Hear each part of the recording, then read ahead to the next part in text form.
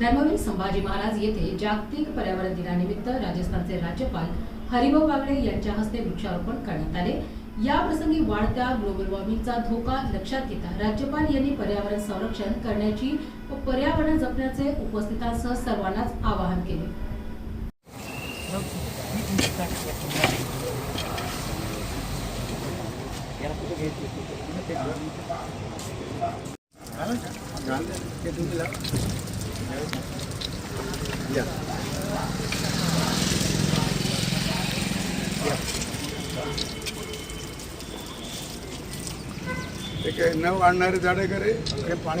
पर्यावरण दिनानिमित्त आपल्या हस्ते वृक्षारोपण झालंय, सर्व जनतेला काय सांगाल? याचा एकूण देशभरात नव्हे तर जागतिक पातळीवर सुद्धा पर्यावरणाचं महत्व आता लोकांना चांगलंच जाणवायला लागलंय। जसजशी उष्णता तापेल तर तसं आपल्याला थंड हवेची आठवण येईल आणि थंड हवा राहायची असेल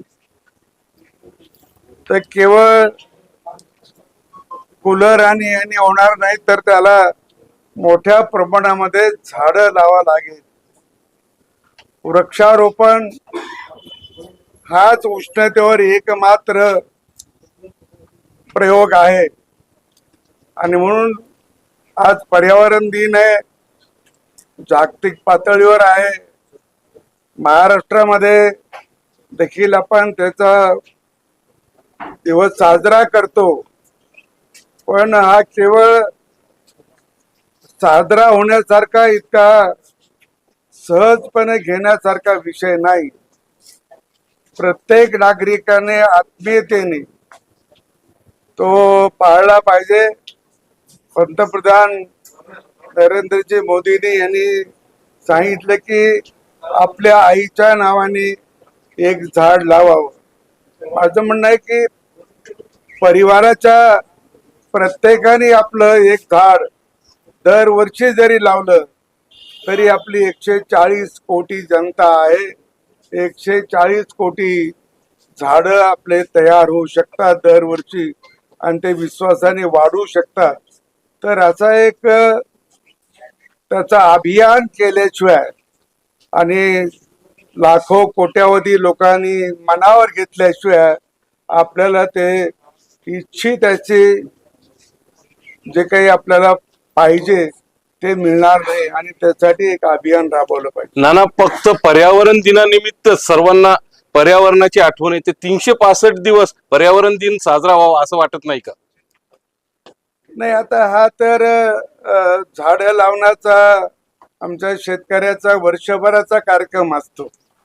तो जे येईल ते सापडेल ते त्याला मनात आलं तर तो करत असतो। म्हणजे फळझाडं तरी लावेल, आणखी त्याला आणखी कुठले झाडं लावा वाटलं तर ते तरी लावेल। कुठं बाहेर गेला आणि त्याला दिसलं व एखादं चांगलं रोप आहे ते आणून तो लावेल, तो लावतोच आहे, परंतु तेवढ्याने भागत नाही आता। आणि म्हणून हे बांधावरची झाडं वाढली पाहिजे, रस्त्यावरची झाडं वाढली पाहिजे, मोकळ्या जागेतली झाडं वाढली पाहिजे। आपण जिथं वहिती करतो, उत्पन्न घेतो, तिथं तर कोणी झाडं लावत नाही, तिथं फळ झाडं लावतात। आणि म्हणून मोठी झाडं, उंच वाढणारी झाडं, अशी झाडं जर लावली तर त्याचा उपयोग होतो। आणि म्हणून थंड राहणारी, अधिक चांगली सावली देणारी आणि दीर्घकाळ टिकणारी अशी झाडं वृक्ष लावले पाहिजे। त्याच्यात पिंपळ आहे, त्याच्यात ओढ आहे, त्याच्यामध्ये आंबा आहे, जांभूळ आहे, अनेक वर्ष टिकतात ही झाडं आणि म्हणून अशी मोठी झाडं लावणं हे उपयोगाचं आहे। धन्यवाद। आज जागतिक पर्यावरण दिनाच्या निमित्तानं एक प्रश्न होता। शहरामध्ये कोरोना काळामध्ये जे ऑक्सिजन हब ठरलेलं आहे सिडको अडको N1चा भाग, त्या भागामध्ये जे गरवारे स्टेडियम आहे त्या ठिकाणी जे 125 का काहीतरी झाड आहे ते तोडल्या जाणार आहे। गरवारे स्टेडियम हे आंतरराष्ट्रीय स्टेडियम बनवण्यासाठी त्यासाठी काही पर्यावरण प्रेमी आहे ते सध्या आंदोलन करत आहे आणि त्या ठिकाणी स्वच्छता म्हणून राबवत आहे। त्यांचं म्हणणं असं आहे की बा कुठेतरी देशामध्ये जे ग्राउंड आहे त्या ग्राउंड प्रमाणे हिरवळीवर बसून लोकांना क्रिकेट पाहता येईल अशा पद्धतीने करावं। त्यासाठी तो अट्टहास चालू आहे.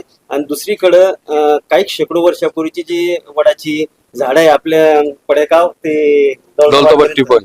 तर ते पण तोडल्या जाते. आणि कसं बघता याकडे आपण? असं आहे की विकास म्हणलं तर विकासाच्या आड येणार जे काय असेल ते बाजूला सरकावं लागतं. म्हणजे एखाद्या वेळेला कोणाची घर असतात, मंदिर असतात, प्रार्थना स्थळं असतात, हे शक्यतो आपण त्याला बाजूला सरकतो. झाडं असेल तरी आपल्याला ते सरकवायला लागतं, कारण रस्ता रुंद केला पाहिजे.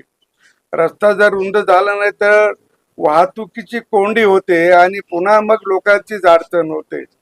विकास विकास जो म्हणतो आपण तो जनतेच्या सोयीसाठी असतो, जनतेच्या हितासाठी असतो आणि जनतेच्या सोयीसाठी जे जे काही करावं लागेल सरकारला ते करावंच लागतं.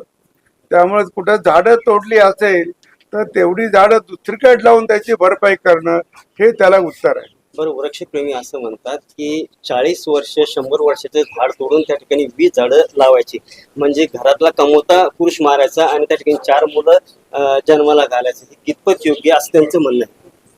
असं आहे की त्याला कोणाला विरोधच करायचा असेल तर तो कुठल्याही मार्गाने करता येतो.